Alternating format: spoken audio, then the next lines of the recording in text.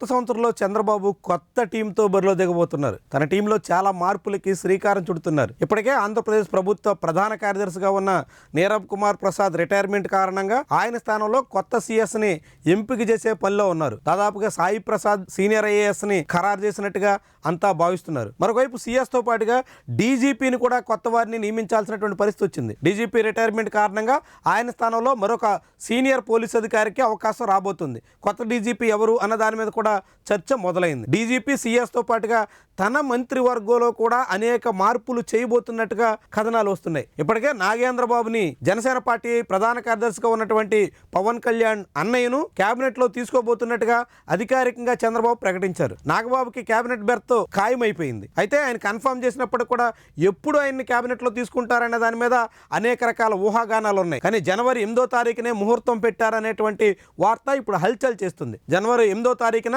మంత్రివర్గ పునర్వ్యవస్థీకరణ జరగబోతుంది అన్న ఊహాగానాలు వినిపిస్తున్నాయి. ఆ రోజే నాగబాబుని కేబినెట్లో తీసుకోబోతున్నారు అన్న చర్చ కూడా పెద్ద స్థాయిలో కనిపిస్తుంది. అయితే నాగబాబుకి మంత్రివర్గంలో తీసుకోవడంతో ఆయన ఒక్కడికే సరిపెడతారా, ఇంకా ఎవరినైనా మంత్రివర్గంలో అవకాశం ఉంటుందా అన్న చర్చే ఇప్పుడు కీలకమైనటువంటి అంశం.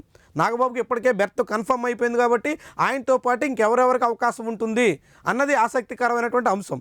వాస్తవానికి ఆంధ్రప్రదేశ్ క్యాబినెట్లో 25 మంది మంత్రులకి అవకాశం ఉంది. కానీ ప్రస్తుతం 24 మంది మంత్రులు మాత్రమే చంద్రబాబు తన క్యాబినెట్లో తీసుకున్నారు. ఒక బెర్త్ ఖాళీగా ఉంది కాబట్టి అది నాగబాబుకి ఇచ్చి సరిపెట్టేస్తారా, లేకుంటే ప్రస్తుతం ఉన్నటువంటి మంత్రుల్లో ఎవరినైనా పక్కన పెట్టి వారి స్థానంలో మరికొంతమందికి అవకాశం ఇస్తారా అన్నదే ఇప్పుడు చాలా మందిలో వినిపిస్తున్నటువంటి ప్రశ్న.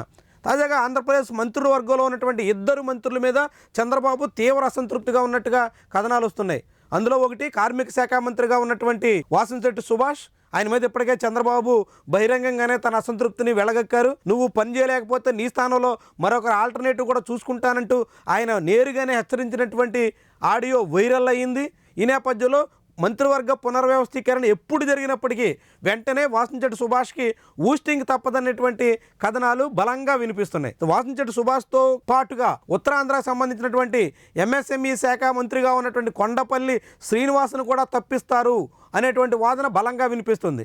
ఇటీవల ఒక కార్యక్రమంలో కొండపల్లి శ్రీనివాస్ నేరుగా వైఎస్ఆర్సీపీ ఎమ్మెల్సీ, ప్రస్తుతం శాసనమండలిలో ప్రతిపక్ష నాయకుడిగా ఉన్న బొత్స సత్యనారాయణకు ఆశీర్వాదం తీసుకోవడానికి కాళ్ళు మొక్కారు అనేటువంటి కథనాలు విస్తృతంగా వినిపిస్తున్నాయి. జగన్మోహన్ రెడ్డికి అత్యంత సన్నిహితంగా మెలుగుతున్నటువంటి బొత్స సత్యనారాయణ కాళ్ళు మొక్కినటువంటి కారణంగా కొండపల్లి శ్రీనివాస్ని మంత్రివర్గం నుంచి తప్పించాలి అనేటువంటి ప్రచారం తెలుగుదేశం పార్టీ సోషల్ మీడియా శ్రేణులే ఎక్కువగా వినిపిస్తున్నాయి. ఈ నేపథ్యంలో కొండపల్లి శ్రీనివాస్ను కూడా పక్కన పెట్టాల్సి వస్తే ఎలాంటి పరిణామాలు ఉత్పన్నమవుతాయనేది కీలకం. వాస్తవానికి కొండపల్లి శ్రీనివాస్ తూర్పు కాపు ఖాతాలో ప్రస్తుతం మంత్రివర్గంలో చోటు దక్కించుకున్నారు. ఒకవేళ ఆయన్ని తొలగించాల్సి వస్తే మరొక తూర్పు కాపు నేతకు అవకాశం ఇవ్వాల్సి ఉంటుంది. ఆ సమయంలో సీనియర్ నేత కిమిడి కళా వెంకట్రావు చీపురుపల్లి నుంచి ప్రాతినిధ్యం వహిస్తున్నటువంటి నాయకుడికి చోటిస్తారా, లేకుంటే ఆయనకు అసెంబ్లీ టికెట్ ఇవ్వడానికే చాలా కాలం పాటు తాత్సార్యం చేసినటువంటి నేపథ్యంలో చివరి నిమిషంలో ఆయనకు టికెట్ ఇచ్చి సంతృప్తి పరిచినటువంటి నేపథ్యంలో ఆయనకి మంత్రివర్గంలో బెర్త్ చాలా సందేహంగానే చెప్తున్నటువంటి తరుణంలో మరొక యువనేతకు,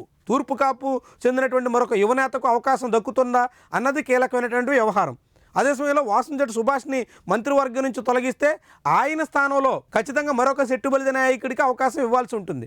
ప్రస్తుతం ఆంధ్రప్రదేశ్ ఎమ్మెల్యేల్లో ఇద్దరు సెట్టుబలిజ నేతలు ఉండగా ఒకరు వాసంశెట్టి సుభాష్, రెండోరు పితాని సత్యనారాయణ. కాబట్టి పితాని సత్యనారాయణకి గతంలో చంద్రబాబు క్యాబినెట్లో మంత్రిగా పనిచేసినటువంటి అనుభవం ఉన్నందున ఆయనకి ఇప్పుడు సెట్టుబలిజ ఖాతాలో మరోసారి అవకాశం ఇస్తారా అన్నది అందరిలో ఆసక్తి రేకెత్తిస్తున్నటువంటి అంశం. వీరిద్దరితో పాటుగా ప్రస్తుతం ఆంధ్రప్రదేశ్ తెలుగుదేశం పార్టీ అధ్యక్షుడిగా ఉన్నటువంటి పల్లా శ్రీనివాస్ పేరు కూడా బలంగా వినిపిస్తుంది. పల్లా శ్రీనివాస్ గాజువాక నుంచి రాష్ట్రంలోనే హైయెస్ట్ మెజార్టీతో విజయం సాధించినటువంటి ఎమ్మెల్యే. ఆయన ఖచ్చితంగా మంత్రివర్గంలో చోటు దక్కుతుందని అంతా ఆశిస్తున్నారు. కానీ ఆయనకి మంత్రివర్గంలో అవకాశం ఇవ్వాలంటే ఖచ్చితంగా మరొక యాదవ నేతని పక్కన పెట్టాల్సి ఉంటుంది. ప్రస్తుతం ఆంధ్రప్రదేశ్ కేబినెట్లో యాదవ కోటాలో పార్థసారథి మంత్రిగా అవకాశం దక్కించుకున్నారు. ఇటీవల పార్థసారథి జోగి రమేష్తో రాశి పూసుకు తిరిగినటువంటి నేపథ్యంలో తీవ్రమైనటువంటి విమర్శలు ఎదుర్కొన్నారు. ఆయన బహిరంగంగానే తెలుగుదేశం పార్టీ నాయకత్వానికి, శ్రేణులకి క్షమాపణ కూడా చెప్పాల్సిన పరిస్థితి వచ్చింది. అలాంటి సమయంలో పార్థసారథిని తప్పించి పల్లా శ్రీనివాస్కి చోటిస్తారా, లేకుంటే కొండపల్లి శ్రీనివాస్ని తప్పించి ఉత్తరాంధ్ర ఖాతాలో పల్లా శ్రీనివాస్కి చోటిస్తారా?